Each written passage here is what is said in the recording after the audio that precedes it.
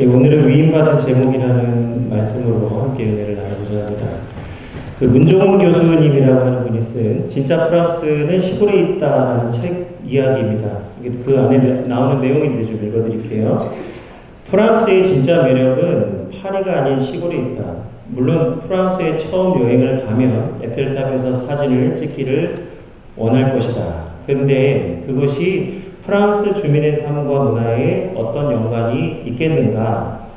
우리나라 남산타워나 63빌딩이 한국 사람의 삶과 크게 연관이 없다는 걸 생각해보면 금방 무슨 말인지 알 수 있을 것이다. 한국인의 삶과 정서를 이해하려고 하면 제일 먼저 보여줘야 할 것이 밥상이다. 밥상에 올라가는 것을 알기 위해서 나는 프랑스 시골로 간다. 시골은 숨길 수가 없다. 아무리 수도와 도시들이 번쩍이고 아름다워도 시골에 가면 그 나라의 모습이 온전히 드러난다. 거기에 진짜 사람이 있고 그 사람들이 농사를 짓고 그것으로 음식을 만들어 먹기 때문이다. 진짜 프랑스를 알려면 도시가 아니라 시골로 가라는 얘기입니다. 왜냐하면 그 오랜 시간, 전통, 문화, 이게 도시는 빨리 변하고 외국인들이 많이 왕래하기 때문에 진짜 프랑스를 알려면 지방으로 가야 되는 것이죠. 오늘 예수님도 누가복음에 보면 유대인의 삶을 이해하고 복음을 전하기 위해서 여러 동네로 다니신 것을 알 수 있습니다.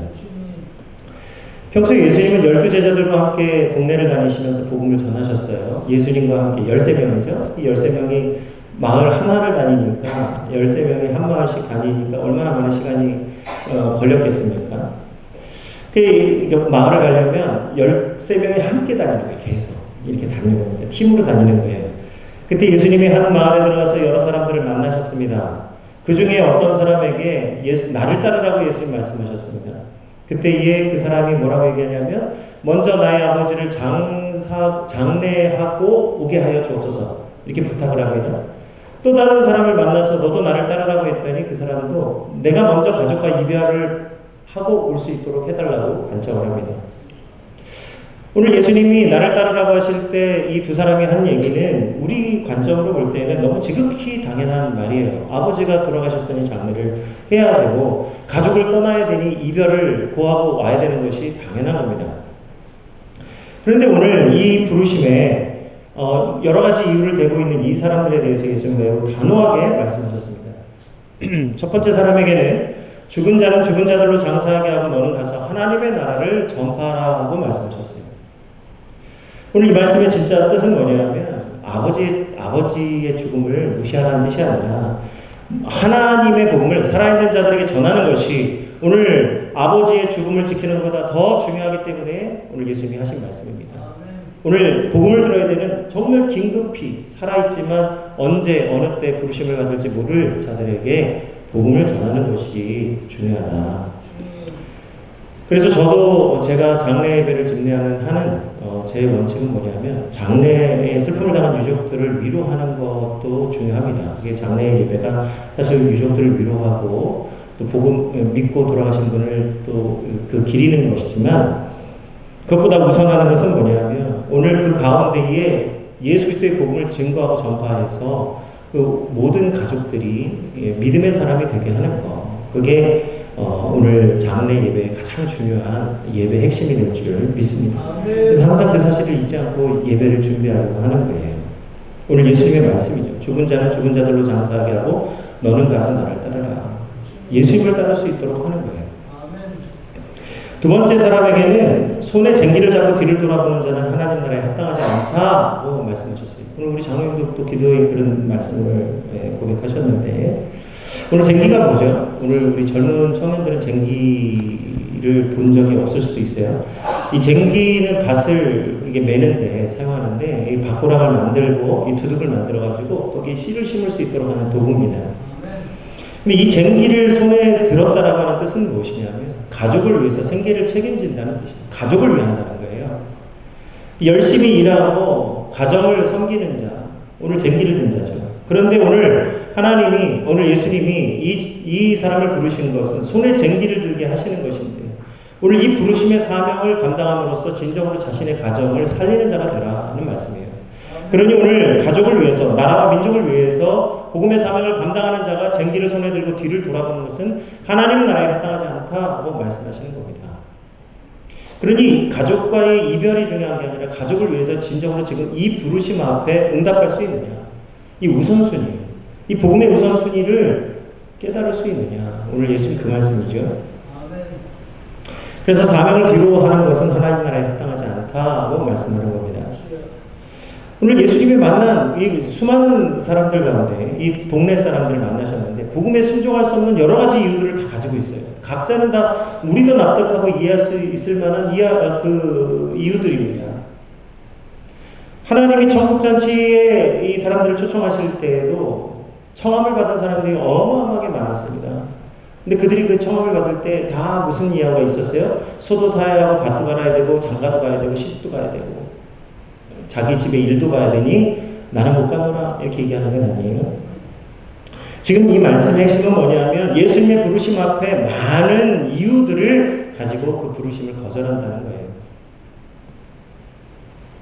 예수님이 복음에 순종할 수 없는 수많은 이유들을 가진 사람들을 만나셨습니다. 그런데 예수님이 가야 될 동네들은 아직도 많이 있어요.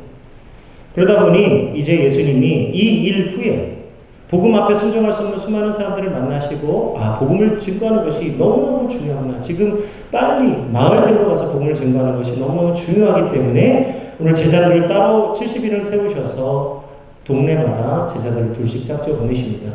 70인을 둘씩 짝지면 35그룹 아니에요. 그러니까 한 번에 35동네들을 다니면서 복음을 증거할 수 있는 이 일을 제자들에게 맡기셨습니다. 아니, 오늘 아까 좀 전까지만 해도 괜찮더니 오늘 보니까 목이 막 갈라지고, 오늘 하나님 말씀이 정말 중요한 말씀인 줄 믿습니다. 말씀을 증거하게 하실 때 이 말씀을 잘 증거하라고 지금 목이 갈라지는 것 같아요. 근데 오늘 예수님이 제자들을 동네에 보내실 때에 하신 말씀이 뭐냐면 내가 너희를 보냄이 어린 양을 이리 가운데 보낸 것 같다고 말씀하셨어요. 오늘 우리가 일반적인 동물의 세계에서는 어린 양이라고 하는 것은 매우 약하고 존재감이 없는 짐승입니다. 그냥 다니다가 포식자를 만나면 잡아먹힐, 동물의 세계 같은 데 보면 참 너무 안타까워요. 어린 새끼들을 잡아먹는 포식자를 보면 너무 가슴이 아픕니다.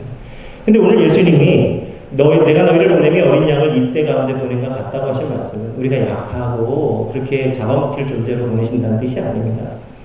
이게 복음의 세계, 하나님 말씀의 세계 속의 어린 양은 하나님의 화목제물로서 죄를 사하고 하나님의 말씀으로 승리하게 하는 하나님의 어린 양이 된 줄 믿습니다. 이스라엘 백성들이 출애굽하기 전에 각 가정마다 어린 양을 잡고 그들의 문설주와 임방에 그 피를 발랐어요. 그리고 그들이 잡은 그 어린 양이 6월절 어린 양이 되어서 죽음을 이기는 하나님의 능력을 갖게 되었습니다. 6월절 어린 양이란 죽음을 뛰어넘는 어린 양이라는 거예요. 하나님과 화목되고 하나님의 자녀가 되는 길을 열어주었습니다. 이처럼 예수님이 제자들에게 어린 양이라고 말씀하신 것은 그 제자들이 약하다는 뜻이 아니라 하나님의 사명을 위해 쓰임받는, 다시 말하면 복음의 위임을 받은 자들이 되었다고 말씀하시는 뜻이에요. 위임이라는 말은 무슨 말이냐면 어떤 일을 할 수 있도록 능력과 힘을 주는 겁니다. 그 사람의 손가발을 다 잘라놓고 그냥 가서 네 일을 해라 하고 하는 게 아니라 그 사람이 일을 할 수 있도록 전권을 주는 것이 위임이라는 뜻이에요. 그래서 예수님이 어린 양을 이리 가운데 보낼 것 같다고 하신 것은 바로 이 하나님의 능력을 나타낼 어린 양으로서 이리 때 가운데 나아가는 제자들을 말씀하는 겁니다. 다시 말하면 복음을 위임받은 자, 하나님의 능력을 위임받은 자들이라고 말씀하신 거예요. 오늘 예수님이 제자들을 이리 때 가운데 보내셨다고 하는데 이 이리 때가 누구입니까? 이 이리 때는 많은 뜻이 담겨져 있습니다. 첫 번째는 거짓 선지자예요. 마태복음 7장 15절에 보면 오늘 거짓 선지자들에 대해서 말씀합니다. 거짓 선지자들을 삼가라. 양의 옷을 입고 너에게 나아오나 속에는 노략질하는 일이라. 놀랍게도 이 이리 때인데 이 겉에 뭘 쓰고 있냐면 양의 탈을 쓰고 있다는 거예요. 그들이 양처럼 양의 탈을 쓰고 있지만 그들의 속은 노략질하는 일이라는 거예요. 하나님의 복음과 하나님의 능력을 힘입은 자들 같지만 그들은 거짓 선지자, 결국은 욕심과 물질을 탐하는 자입니다. 물질이 나쁘다는 뜻이 아니에요. 제가 말씀드리는 물질을 탐한다는 것은 하나님의 영광을 위하여 쓰임받을 자들이 물질을 탐하는, 물질을 하나님 삼는 거예요. 그래서 거짓 선지자가 되는 겁니다.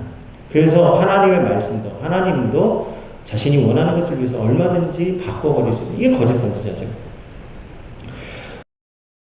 사꾼 목사가 아니고요. 사꾼 목자들을 분별하는 도구가 됩니다. 요한복음 10장 11절에서 12절에 예수님 말씀입니다.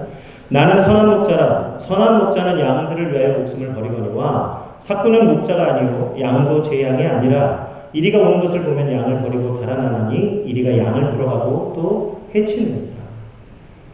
오늘 이리 때가 이 사꾼 목자들을 분별하는 도구로 쓰임을 받습니다. 그래서 진짜 이리가 오면 사꾼들은 다 자신의 양떼를 버리고 도망가는 거예요. 그러므로 진정으로 오늘 우리 목회자들이 이리때가 주변에 있는 것을 감사히 여기실 거랍니다. 표정들이 별로 안 좋으시네요. 이리때가 막 물고 뜯고 하는 걸 감사히 여기셔야 됩니다. 왜요? 그것이 자신이 진짜 사꾼이냐 아니냐를 분별하게 하기 때문에. 우리가 목회하는 가운데 목회 현장이 힘들고 어려웠다면 그것을 통해서 하나님이 우리에게 더 크신 은혜를 주시고 내 목회 현장, 내 섬김의 현장, 내 교회 가운데에서 하나님이 더 크신 은혜를 주실 줄 믿습니다. 이리 때가 다가오는데 그것을 보고 도망간다면 그는 참된 목자가 아니라는 거예요. 여기서 목자라는 것은 꼭 목사만 얘기하는 게 아니고 아까 제가 목사라고 잘못 발음했지만 이건 목사만의 얘기가 아닙니다. 오늘 교회의 장로님들, 권사님들, 집사님들, 구역장님, 교회학교 교사들 할 것 없이 문제와 어려움을 만나면 언제든지 떠날 준비를 이미 보따리 싸고 이렇게 떠날 준비 요이땡하고 있는 분들 다 사꾼이라고 지금 말씀하는 거예요. 문제를 생길 때마다, 문제를 만날 때마다 십자가를 붙들고 기도하고 엎드리는 자가 진짜 참된 목자요 하나님이 기뻐하시는 성도가 될 줄로 믿습니다. 아멘. 세 번째는요, 공동체를 파괴하는 자들. 오늘 사도행전 20장 28절에서 30절의 말씀입니다. 여러분은 자기를 위하여 또는 온 양떼를 위하여 삼가라. 그들 가운데 여러분을 감독자로 삼고 하나님이 자기 피로 사신 교회를 보살피게 하셨느니라. 내가 떠난 후에 사나운 이리가 여러분에게 들어와서 그 양떼를 아끼지 아니하며 또한 여러분 중에서도 제자들을 끌어 자기를 따르게 하려고 어그러진 말을 하는 사람들이 일어날 줄을 내가 아노라. 예수 그리스도의 핏값으로 사신 교회를 감독하고 담당하는 사람들, 우리 중직자들이죠. 우리 목회자들과 중직자들이 하나님이 우리에게 주신 아름다운 교회를 섬기는 지도자들이 되는데 때때로 우리 가운데에 제자들을 끌어들여서 자기 사람 만드는 일을 하는, 하나님의 제자가, 예수님의 제자가 아니라 자기 사람 만드는 일을 하는 열심을 내는 사람들이 있어요. 파당을 짓고 당을 짓고 이런 일들을 이런 일들을 두려워하지 않고 하는 자들이 있어요. 이게 이리때라는 거예요. 이 공동체를 파괴, 교회를 어지럽히는 자들이 이리때라는 겁니다. 오늘 우리가 바로 이러한 가운데에 보내심을 받았습니다. 그리고 잘 분별해야 되는 거예요. 내가 진정으로 어린 양, 예수 그리스도의 어린 양이 되었느냐. 그래서 예수님은 제자들에게 이 복음을 위임하시면서 먼저 주시는 일들이 있습니다. 첫 번째는 뭐냐면 오늘 말씀해 보면요, 제자들이 먼저 배운 말씀을 실천하게 하셨어요. 제자들이 먼저 말씀의 실천을 해야 했습니다. 그래서 제자들에게 말씀하시기를 너희는 전대나 배낭이나 신발을 가지지 말라. 이는 물질을 탐하지 말라는 뜻이 아니에요. 자꾸 우리 교회가 물질에 대해서 부정적으로 얘기하는데 물질은 절대로 나쁜 것이 아니고 좋은 것이 아니고 중립적인 거예요. 그걸 어떻게 쓰느냐에 따라 하나님의 선하심을 나타낼 수도 있고 그것을 어떻게 쓰느냐에 따라 하나님의 영광을 가릴 수도 있습니다. 물질은 같이 중립적인 거예요. 그것을 어떻게 쓰느냐, 그 쓰는 사람이 물질을 좋게도 하고 나쁘게도 하는 거예요. 근데 오늘 예수님은 지금 전대나 배낭이나 신발을 가지지 말라고 하는 것은 물질을 탐하지 말라는 말씀이 아닙니다. 이것은 말씀의 실천을 요구하시는 거예요. 그게 마태복음 6장 31절에서 34절의 말씀을 실천하라는 것입니다. 그러므로 염려하여 이르기를 무엇을 먹을까 무엇을 입을까 하지 말라. 이는 다 이방인들이 구하는 것이라. 너희 하늘 아버지께서 이 모든 것이 너희에게 있어야 할 줄을 아시느니라. 그런즉 너희는 먼저 그의 나라와 그의 의를 구하라. 그리하면 이 모든 것을 너희에게 더하시리라. 그러므로 내일 일을 위하여 염려하지 말라. 내일 일은 내일이 염려할 것이요 한나라의 괴로움은 그날로 족하니라. 오늘 예수님이 제자들에게 가르쳐 주신 이 복음의 실천을 너희들이 직접 실천하라는 거예요. 복음의 현장에서. 복음을 전하는 삶의 현장에서 이 말씀을 너희가 먼저 실천해야 된다. 너희가 의지하는 것이 무엇이냐? 물질이 아니라 하나님이다. 하나님을 의지할 때에 이 모든 것을 더해 주신다. 오늘 우리에게 주시는 모든 것은 하나님이 주시는 것인 줄 믿습니다. 내게 주신 지 하나님의 은혜. 그래서 11조를 드리는 거예요. 하나님을 인정하기 때문에 드리는 것이 11조입니다. 그래서 분명히 믿음이 있는 사람이 11조를 드릴 수 있는 거예요. 믿음 없는 사람은 11조 못 드립니다. 믿음의 증거라는 거예요. 물질이 증거가 아니라 11조를 드릴 수 있는 것이 믿음에서 나온다는 거예요.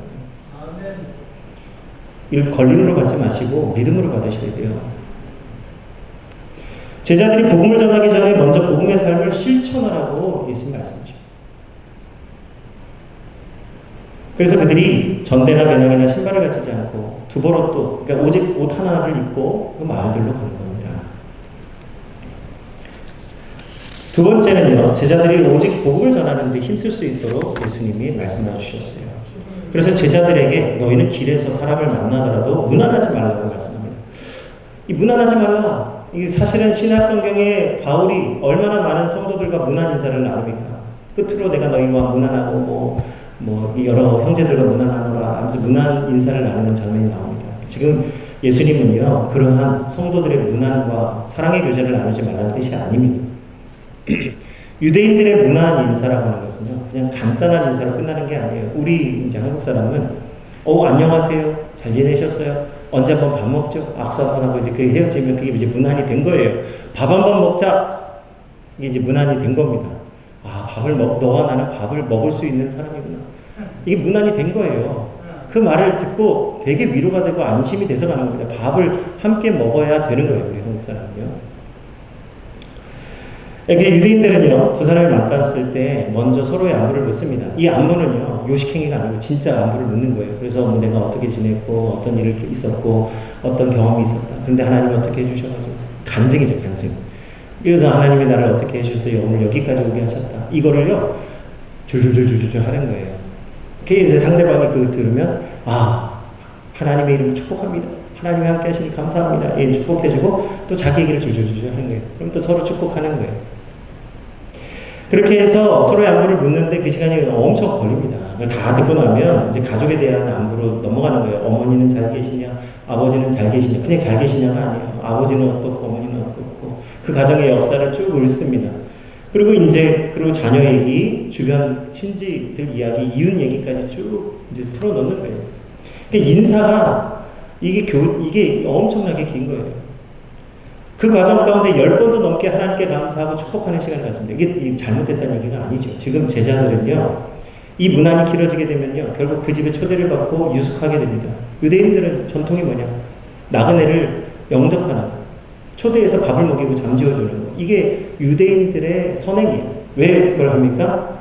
오늘 레위기와 신명기 말씀에 하나님이 이방인과 나그네와 객을 돌봐주라고 말씀하셨기 때문에, 그것을 통해서 하나님 복 주신다고 약속하셨기 때문에 그들이 그렇게 하는 거예요.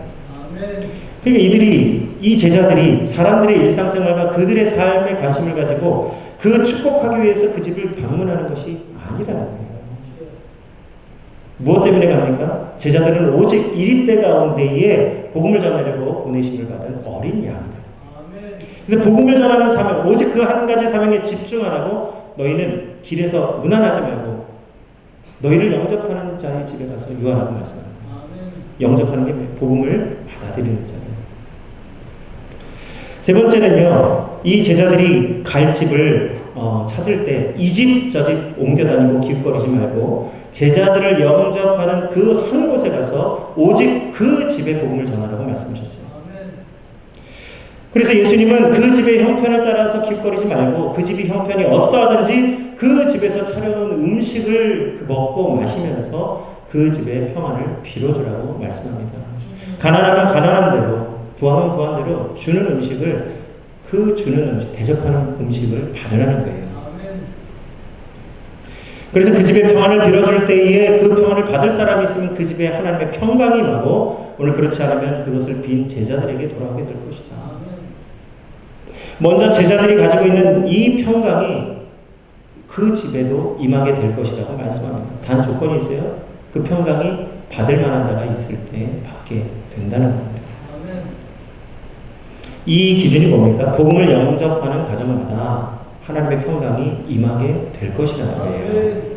그 말씀이 오늘 8절과 9절의 말씀입니다. 이 영접에는요, 놀랍게도 오늘 육신의 건강과 오늘 영적인 복이 함께 임합니다. 우리 8절에서 9절입니다. 함께 읽겠습니다. 어느 동네에 들어가든지 너희를 영접하거든 너희 앞에 차려놓은 것을 먹고 거기 있는 병자들을 고치고 또 말하기를 하나님의 나라가 너희에게 가까이 왔다 하라. 놀랍게도 이 가정에 하나님의 나라가 임하는 거예요. 거기 있는 병자들이 고침을 받고 하나님의 자녀들과 함께 겸상하는 믿음의 교제를 가지게 되는 것입니다. 오늘 예수님이 말씀하신 이 평안이 뭐냐? 에이레네라고 하는 뜻인데 이건 쉼을 얻다 안식을 누리다라는 뜻이 있어요. 그래서 하나님이 모든 일을 마치시고 창조의 모든 일을 마치시고 일곱째 날에 쉬셨다는 것은 하나님의 세계가 완성되었다는 거예요. 그래서 안식이 있고 쉼이 있고 회복이 있는 거예요. 모든 일이 맞춰졌기 때문에 쉼을 통해서 회복이 있고 역사가 일어나는 겁니다. 그러므로 오늘 예수님이 말씀하신 평화라고 하는 것은 하나님의 나라가 임하는 참된 안식을 뜻하는 거예요. 평안을 든다는 것은 하나님의 나라가 임하였다는 거예요. 이 평화가 복음을 믿는 우리 안에 그리고 복음을 듣는 저희 안에 온전히 이루어지게 되는 줄 믿습니다. 이 일이 제자들도 했던 일이고 오늘 우리도 하는 일이라는 거예요. 그러므로 우리 모두가 주 안에서 참으로 평안을 누리시는 성도님들 되시기를 주의 이름으로 축원드립니다. 그래서 오늘 우리도 제자들과 같이 복음의 위임을 받은 어린 양들이에요. 오늘 우리가 복음의 사명을 가진 자들입니다. 우리가 때때로 복음을 말로 전하기도 하지만요. 복음은 오늘 예수님이 제자들을 보내신 것 같이 삶으로 증거되는 거예요. 복음은 삶으로 증거되는 겁니다. 복음의 능력은 말에 있지 않냐고 능력이 있습니다. 복음은 말에 있지 않고 하나님의 능력은요 말에 있지 않고 하나님의 능력, 복음의 능력 안에 있어요. 그래서 기도는 삶의 실천으로 이어지게 됩니다. 기도한 자는 실천하는 거예요. 믿습니다는 삶으로 나타나야 되는 거예요. 아멘. 어떤 분들은 기도만 하고 일하지 않는 분들이 있어요. 실천하지 않는 분들이 있어요. 주시옵소서 하는데 주시옵소서 하는 그 복을 삶으로 실천하지 않습니다. 그것은 참된 기도가 아니라는 거예요. 제자들에게 복음의 위임을 하실 때 너희가 먼저 복음을 실천하라고 말씀하셨어요. 그래서 그 동네마다 복음에 합당한 곳이 있고 복음에 합당하지 못한 곳이 있습니다. 복음을 받아들이지 않는, 복음을 따라가지 않는, 복음의 능력이 나타나지 않는 동네마다 오늘 그 땅의 먼지를 떨어버리면 그것을 떠나라고 예수님 말씀하셨어요. 오늘 우리가 거하는 모든 곳, 우리의 가정과 우리의 일터와 우리가 사는 동네마다 하나님의 복음에 합당한 나라 되기를 주의 이름으로 축원드립니다. 우리가 있는 곳이 하나님의 나라가 되어야 되는 거예요. 그들이 영접하지 않더라도 그들에게 하나님 나라가 가까이 왔다라고 하는 이 복음을 전해야 됩니다. 그들이 듣든지 듣지 않든지 하나님의 복음을 전해야 될 사명이 오늘 우리 가운데 있어요. 이 일을 하지 않으면 우리도 마찬가지로 하나님 복음에 합당하지 않는 자가 됩니다. 먼저는 우리가 복음을 전해야 되는 이유가 우리가 복음의 핑계를 댈 수가 없기 때문이에요. 로마서 1장 20절의 말씀입니다. 창세로부터 그의 보이지 아니하는 것들 곧 그의 영원하신 능력과 신성이 그가 만드신 만물에 분명히 보여 알려졌나니 그러므로 그들이 핑계하지 못할지니라. 오늘 누구도 창세로부터 분명히 나타나신 하나님의 영광을 부인할 수 없어요. 오늘 세상에 많은 사람이 하나님이 어디 있느냐 말하는데 그들이 하나님이 어디 있느냐라는 그 말 자체가 하나님을 알기 때문에 할 수 있는 말이라는 거예요. 무지하면 하나님이 어디 있느냐는 말을 할 수가 없어요. 그들이 하나님을 찾았지만 만나지 못해서 하는 말이라는 거예요. 결과적으로는요. 무신론자들이 하나님이 내 하나님 어디 있냐 하는 말은 그들이 하나님을 모르서가 아니라 하나님을 만나지 못해서 하는 말이라는 거예요. 그러므로 하나님을 핑계할 수 없는 거예요. 왜? 그들이 지식적으로 하나님을 알기 때문에. 그런데 오늘 우리가 이 복음이 핑계할 수 없는 이유는 예수님이 오신 이후로는 이제 복음에 대한 핑계를 댈 수가 없기 때문이에요. 요한복음 15장 22절의 말씀입니다. 내가 와서 그들에게 말하지 아니하였더라면 죄가 없었으려니와 지금은 그 죄를 핑계할 수 없느니라. 예수님이 오신 이후로는 많은 복음을 몰랐다고 말할 수가 없다는 거예요. 왜냐하면 예수님이 어둠을 비추어 주시는 생명의 빛이 되어 주셨는데 온 만물을 비추시기 때문에 누구도 예수님을 몰랐다고 핑계할 수 없는 거예요. 그래서 이 말을요, 오늘날 우리 언어로 바꾸면 이런 말입니다. 복음을 한 번도 들어본 사람은, 한 번도 들어보지 못한 사람은 있을 수 있어도 복음을 한 번만 들어본 사람은 없다. 무슨 말이냐면 복음을 모두가 다 여러 번 들을 수밖에 없다는 거예요. 어떤 것을 통해서든.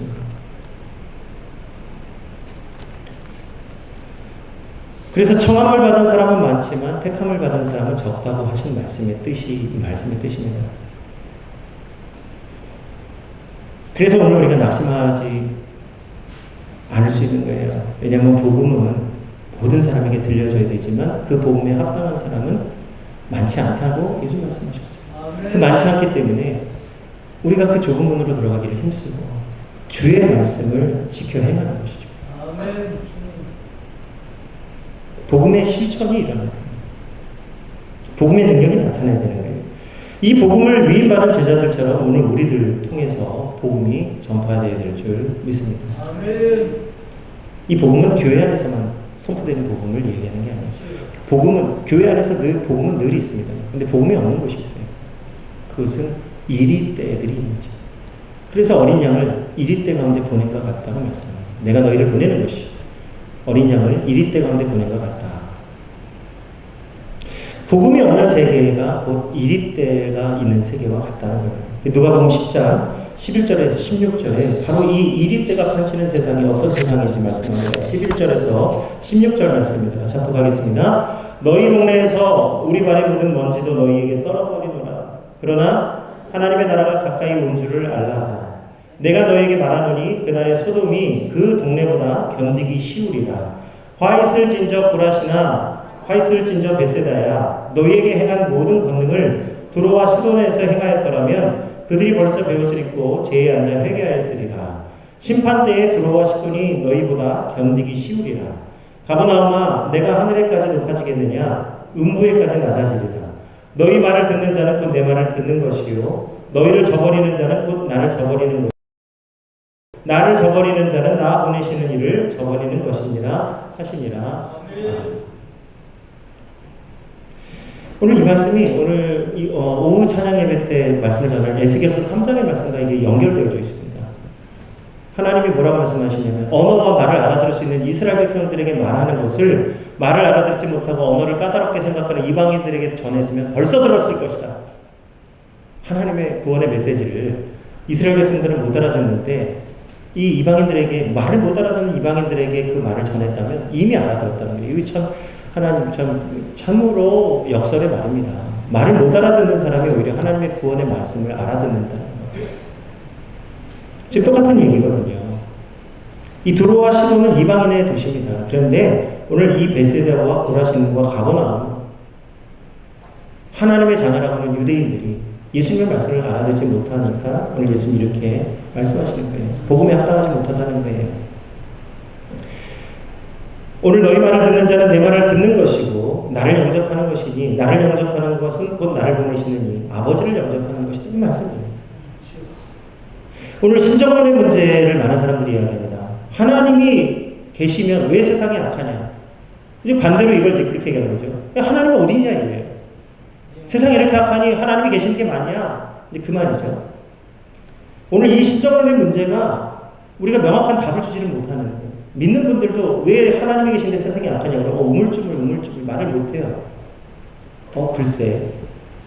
그 이유가 무엇입니까? 오늘 예수님이 명확하게 말씀하는 거예요. 너희를 영접하지 않는 것은 곧 나를 영접하지 않는 것이요. 나를 영접하지 않는 것은 곧 나를 보내시는 이 하나님을 영접하지 아니한 것이다. 세상이 악한 것. 두로와 시돈이 너희보다 견디기 쉽다고 말씀하시는 핵심의 말씀이 뭐예요? 세상이 악한 이유는 하나님을 영접하지 않기. 예수님을 영접하지 않기. 복음을 전하는 자들의 말을 듣지 않기 때문이라는 거예요. 결과적으로 세상이 악한 이유는 하나님을 믿지 않기 때문이라는 거예요. 하나님이 어디 있어요? 너희 믿음 안에 하나님이 나타나고 보여주시게 됩니다. 그래서 복음이 우리 삶에 나타나면 하나님의 능력이 나타나는 거예요. 그것을 보고 전도가 되는 것이지 말로 전도가 되는 게 아닙니다. 그래서 오늘 예수님의 복음을 참으로 영접하고 그 말씀을 순종하지 않는 자는 이미 심판대 앞에 놓여진 자들입니다. 이번 파리올림픽 개막식이 화려하게 열렸습니다. 생강을 중심으로 해서 올림픽 역사상 처음으로 도시 전체에서 개막식을 진행하게 됐습니다. 그래서 정말 많은 사람들이 이제 이 개막식에 참여하게 되는데, 이번 파리올림픽의 정신이 무엇이냐 했더니 가족의 해체와 난의 파격적인 반기독교 정서를 보여주었어요. 디오게네스, 술의 신이거든요. 이 온몸에 파란 칠을 하고 팬티만 입고서는 그 뚜껑을 따게 하니까 거기서 하고 나오는데, 이게 올림픽 정신하고 맞냐? 술 취한 신이 나와가지고 야 올림픽을 축하합니다. 이걸 올림픽 정신이라고 말할 수 있느냐? 그 뒤에는요 트랜스젠더들이 막 서가지고 야 축하한다는 거예요. 남자에서 여자에서 남자로 변화라고 해야 되나요? 달라진 사람들이 서가지고 올림픽을 축하하는 거예요. 파리의 정신이, 프랑스의 정신이 뭘 얘기하는 거예요? 해체. 그 유명한 데리다라고 하는 해체를 주장한 그 데리다, 그 정신을 말합니다. 가족을 해체시키고 기독교를 해체시키고 신앙을 해체시켜서 남는 게 뭐가 있느냐? 변화만 있는 거예요. 남자가 여자로, 여자가 남자로, 술 취한 사람이 나와서 와, 그게 지금 프랑스의 올림픽 정신이라는 거예요. 그리고 예수님 최후의 만찬에 그 트랜스젠더의 상징과 같은 사람이 딱 앉아서 그래서 예수님 역할을 하면서 내가 예수다. 뭘 하고자 하는 거예요? 올림픽을 통해서 반기독교, 하나님을 대적하는 일을 하려고 했다는 거죠. 현재 원래 프랑스라고 하는 나라는요, 유럽에서도 대표적인 기독교 국가입니다. 이 프랑스의 기독교인들, 위그노들은요, 이 신앙의 자유를 얻기 위해서 30년 동안 싸웠어요. 이 싸운다는 게요, 박해를 받고 죽는 거예요. 순교하는 거예요. 근데 그 30년 동안 이 위그노들이 이 신앙의 자유를 지키기 위해서 목숨을 걸고 싸웠어요. 무려 30년 동안. 여인들은 그 무시무시한 감옥에 갇혔는데, 이 여인, 위그노 여성들, 그러니까 우리 성도님들, 여성 성도님들 같은 그런 분들이에요. 그분들은 감옥에 갇혀서 들어오는 죄수들, 그 중에는 흉악범도 있고 악한 일을 한 사람도 있는데, 그 감옥에서 찬송하고 기도하면서 예수님을 믿지 않는 자들을 복음으로 전파하고 그러니까 제자로 만들었어요. 그래서 프랑스 기독교인들, 위그노들은요, 독일의 루터보다도 훨씬 더 근본적인 복음을 원했습니다. 그래서 쯔빙글리와 칼빈의 사상, 오늘 우리 예수교 장로회 통합측은 이 칼빈의 어떤 교리를 우리가 따라가는데, 교리라고 하는 것은 하나님의 말씀을 이해할 수 있도록 정리해 놓은 걸 말하는 거예요. 그러니까 인간의 교리를 따라가는 게 아니고 하나님의 말씀의 원리를 따라가는, 우리가 그 말씀의 원리를 칼빈이 세우는 교리를 따라간다 이 말이죠. 우리는 그 쯔빙글리와 칼빈의 사상을 받아들여서 우리 프랑스 기독교의 영향을 많이 받은 것이 오늘 우리 창민교회입니다. 그렇게 세워진 교회들이에요, 프랑스의 교회들이. 그래서 이들은요, 하나님의 말씀을 읽을 수 없도록 성경을 다 뺏어갈 때도 말씀 못 읽겠잖아요. 그러니까 그들이 말씀을 찬송으로 바꿔가지고 찬송을 부르면서 말씀을 암송한 거예요. 찬송이 어떻게 나오게 됐어요? 말씀을 암송하고 기억하기 위해서 그런 게 찬송이에요. 그런데 이후에 프랑스 시민들이 프랑스 혁명을 일으키면서 놀랍게도 탈기독교 운동으로 변질이 되었습니다. 이제 프랑스 혁명은요, 자유를 외치는 이 철학자들을 통해서 하게 되는데, 이 기독교를 박해하는 일을 하게 됩니다. 인본주의 사상으로 혁명을 일으키니까 신앙을 박해하는 거예요. 핵심은 뭐예요? 표현의 자유가 신앙의 자유를 꺾는 거예요. 예수님 믿는 사람들을 이 혁명에 가담하지 않으면 감옥에 집어넣고 죽이고 그랬어요. 그래서 그 유명한 말이 있지 않습니까? 이제 우리에게 자유를 하고 왕이 죄인들을 가두어 놓는 바스티유 감옥이라고 하는 곳이 있는데, 거기 많은 죄인들이 갇혀 있을 줄 알고 시민들이 이제 왕과 왕비를 단두대에서 죽이고, 그 바스티유 감옥을 달려가서 딱 열어보니까 죄인이 몇 명 없더래는 거예요. 그렇게 억압하고 프랑스의 자유를 뺏은 줄 알았더니 막상 감옥에 갔더니 죄수들이 몇 명 없더라는 거예요. 그런데 오히려 혁명을 주장한 이 시민들이 얼마나 많은 기독교인들을 박해하고 죽음으로 내몰았는지 모릅니다. 이 프랑스 지식인들이 사회를 해체하고 세상을 허무하게 만드는 사람이 되었어요. 이번에 프랑스의 그 올림픽 개막식도요, 결국은 그 조직위원회, 그 올림픽을 이끌어가는 지도자들이 만든 거예요. 프랑스의 국민들이 그런 걸 하는 게 아니고, 그 프랑스 올림픽을 조직하고 계획한 사람들이 한 일이라는 거예요. 그래서 이번 그 이상하고 괴상한 개막식은요, 그 예술 감독이 아이디어를 내서 만든 거라는 거예요. 한 사람의 생각 속에서 나왔는데, 이게 그 한 사람만 할 수 있는 게 아니고, 올림픽 조직위원회가 하는 것은요, 많은 사람들이 모여서 합니다. 대표적인 사람들, 능력자들, 지식인들이 모여서 만드는 거예요. 그들이 바로 하나님을 대적하는 이리떼와 같다는 거예요. 너무 감사한 건 뭐냐면, 전 세계 여러 나라들에서 이번에 이 프랑스 개막식이 하나님의 복음을 훼손하는 이 일을 심각하게 받아들이고 경고의 메시지를 날렸습니다. 그 중에는요, 영국의 J.K. 롤링, 우리 그 해리포터라고 우리 아이들이 좋아하는 그 이야기를 쓴 그 J.K. 롤링이라는 사람도 되게 비판을 하고 비난을 하고 있었어요. 여러 유명한 사람들이 이 기독교를 대놓고 대적하는 이 프랑스의 이 올림픽을 많은 사람들이 비판했습니다. 근데 우리가 오해하지 말 것은요, 이것이 프랑스 전체의 모습이 아니라는 거예요. 제가 예전에 프랑스에 가서 한 예배 공동체 예배를 한번 참석한 적이 있습니다. 한 번이 아니고 이제 여러 번 갔어요. 거기 이제 그 일이 있어서 그 교회에 가게 됐는데, 프랑스 교회들이 많이 있습니다. 그래서 여러 교회들을 많이 방문하게 됐어요. 제가 너무 감사한 거는, 제가 청년 때 여러 나라들을 다니면서 교회들 주일마다 예배를 드리면서 그들의 예배를 함께 참여할 수 있었다는 게 너무너무 은혜예요. 독일 교회도 가봤고, 영국의 교회도 가봤고, 프랑스, 스위스의 교회도 가보고요. 미국 교회도 다 가봤습니다. 한인 교회도 가보고, 그 현지인의 교회도 다 참석을 해봤어요. 근데 이 프랑스 공동체에 참여를 하면서 예배를 드리는데, 이 프랑스 공동체는 우리나라와는 좀 달라요. 이제 우리나라는 좀, 우리나라의 성도들의 좀 이 영성은 좀 부르짖고 막 이렇게 외치고 해야 돼요. 좀 이렇게 막 뜨겁게. 근데 이제 프랑스의 영성은 어떤 거냐면, 잠잠하고 조용한 가운데서 하나님께 예배를 드립니다. 그렇다고 소리를 안 내냐? 그건 아니에요. 소리를 내는데 그 소리가 얼마나 아름다우냐면, 우리는 이제 막 외치면 소리가 이게 블렌딩이 안 돼요. 우리 찬양대가 보면 사부 성가죠? 사부 화성입니다. 소프라노, 알토, 베이스, 테너.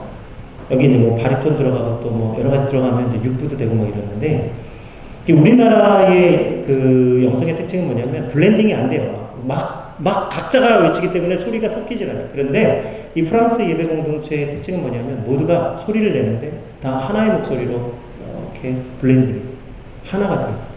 그 안에 하나님의 임재가 임하는데 얼마나 깊이 있게 임하시는지 모릅니다. 하나님의 임재를 예배 가운데 경험해 보신 적 있으십니까? 하나님의 정말 깊으신 임재, 만져주시고, 마음을 만져주시고, 위로하여 주시고, 음성을 들려주시고, 뜻을 보여주시는 그 깊은 임재 예배를 드려보신 적이 있습니까? 그게 프랑스 예배 공동체에서 경험한 예배라. 낮 시간이었는데 한 300명의 어머니와 아이들이, 자녀들이 와가지고 예배를 드리는 거예요. 여성들이에요. 남성들도 직장에서 이제 시간이 나면 와서 예배를 드리고 가긴 하는데, 대부분이 어머니와 아이들입니다.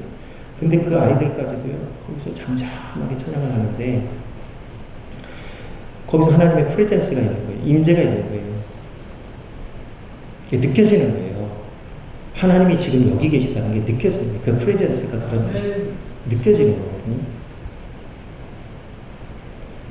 그래서 한국 교회와 이 프랑스 교회의 영성은 완전히 다른데, 프랑스 교회의 영성을 결코 우리가 무시할 수 없어요. 지금도 프랑스 안에는 이러한 성도들이 주를 향하여서 열심히 기도하고 예배를 드리고 있습니다. 그러니까 오늘 이 일을 통해서 우리가 프랑스는 망했다 이렇게 생각하시면 일반화시키면 안 된다는 거예요. 이런 일을 하는 자들은 따로 있어요. 오늘 예수님은 하나님 나라 천국 복음을 우리에게 위임하여 주셨습니다. 오늘 우리들도 우리 땅에서 하나님의 복음을 감당할 수 있는 어린 양, 화목 제물로 쓰임을 받습니다. 예수님은요, 우리에게 이 복음을 주실 때 그냥 주시는 게 아니라 하늘과 땅의 모든 권세를 우리에게 주셨습니다. 천국의 열쇠를 우리에게 주셨습니다. 이 열쇠를 가지고 있는 자는 닫으면 열 자가 없고 열면 닫을 자가 없습니다. 그래서 오늘 우리가 이 열쇠를 가지고 모든 민족을 제자 삼아 아버지와 아들과 성령의 이름으로 세례를 베풀고 예수님이 분부한 모든 것을 가르쳐 지키게 해야 될 줄 믿습니다. 그래서 오늘 오직 우리는 예수님만 바라봐야 될 줄 믿습니다. 주님이 세상 끝날까지 우리와 항상 함께하여 주십니다. 아멘.